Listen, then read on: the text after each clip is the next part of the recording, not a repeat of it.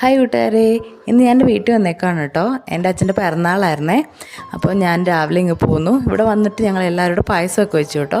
ആദ്യം കേക്ക് ഉണ്ടാക്കിയാലോ എന്ന് ആലോചിച്ചായിരുന്നു, പക്ഷേ അച്ഛന് കേക്കൊന്നും ഇഷ്ടമല്ലാത്തതുകൊണ്ട് പായസം വെച്ചു കേട്ടോ എല്ലാവരും ഇവിടെ. ഞങ്ങളിതേ വൈകുന്നേരം ഘോഷയാത്രയ്ക്ക് പോകാനുള്ള ഒരുക്കമാണ്. അപ്പോൾ ഉച്ചയ്ക്ക് ചോറുണ്ണാൻ അമ്പലത്തിൽ തന്നെയാണ് പോയിട്ട് വന്നപ്പോൾ ഒരു മൈലാഞ്ചി മേടിച്ചുകൊണ്ട് വന്നു. സേതു എനിക്ക് ഇട്ട് തരുമായിരുന്നേ മൈലാഞ്ചി. വൈകുന്നേരം ചേച്ചിയും വന്നായിരുന്നു കേട്ടോ ഘോഷയാത്ര കൂടാൻ. അപ്പോൾ ഞങ്ങൾ എല്ലാവരും കൂടെ ഘോഷയാത്രയ്ക്ക് പോകാൻ റെഡിയാവുകയാണേ. അങ്ങനെ ഞങ്ങൾ എല്ലാവരും കൂടെ റെഡിയായി ഇറങ്ങി കേട്ടോ.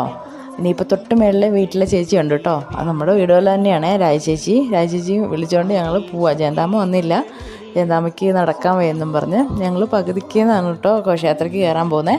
അപ്പോൾ നമ്മുടെ ഇവിടെ നിന്ന് ഈ വഴിക്കല്ല വരുന്നത്, തൊട്ട് താഴത്തെ വഴിക്കാണ് വരുന്നത്. അപ്പോൾ കുറച്ചങ്ങോട്ട് നടക്കണം.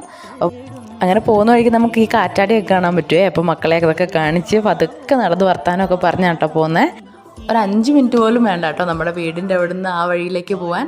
പക്ഷേ എങ്ങനെയാലും ഞങ്ങൾ എത്തിയപ്പോൾ ഒരു അരമണിക്കൂറായിട്ടോ.